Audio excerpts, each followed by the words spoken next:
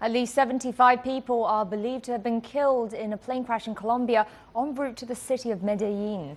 The chartered aircraft was carrying 81 people, including players from the Brazilian football club Chapecoense Real, when it crashed in a jungle near the town of Ceja.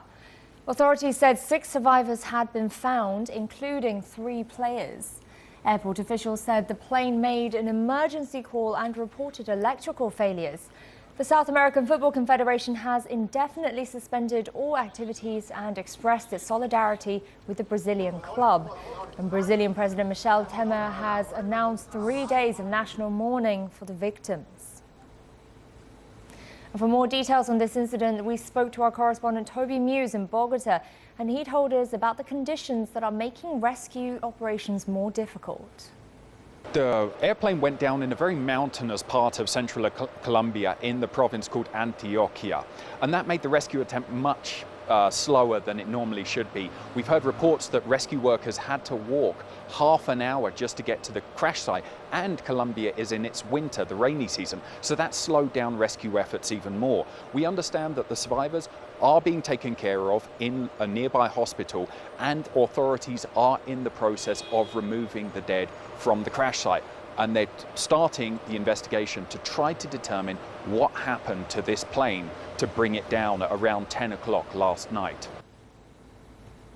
For more information about the airline and the domestic reaction in Brazil, our correspondent Paulo Cabral spoke to us earlier and told us that people there have expressed sympathy over the lost lives, and also that the national football matches are to be rescheduled.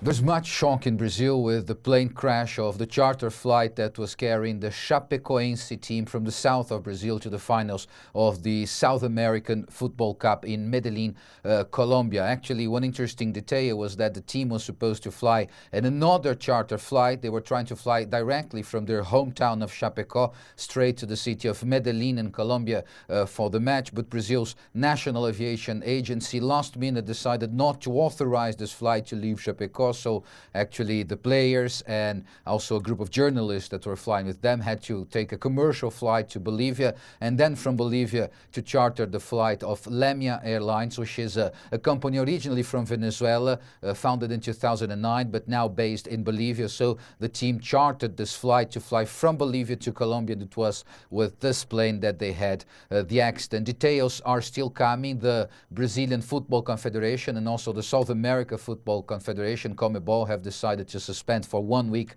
all football-related activities. Not only, of course, the match that was going to be disputed for the final of the South American Cup, but also other matches. For example, national matches here in Brazil will have to be rescheduled now. Also, a plane will take now families from the victims from the city of Chapecó in southern Brazil, and also from the capital of state of Paraná, to take them to Medellin so they can go with all the procedures that now involve this accident. Chapecoense is not one of Brazil's major teams from São Paulo and Rio. It's not one of the half-dozen national teams in Brazil, but actually it did rise to prominence over the last years with faring very well in national championships. It just came to the elite, to the first year of Brazilian football back in 2013, but now just this year, just a few years later, already getting to a final of a South American Cup. And this was one of the reasons also that the team has attracted much sympathy. Young players, many of them not yet known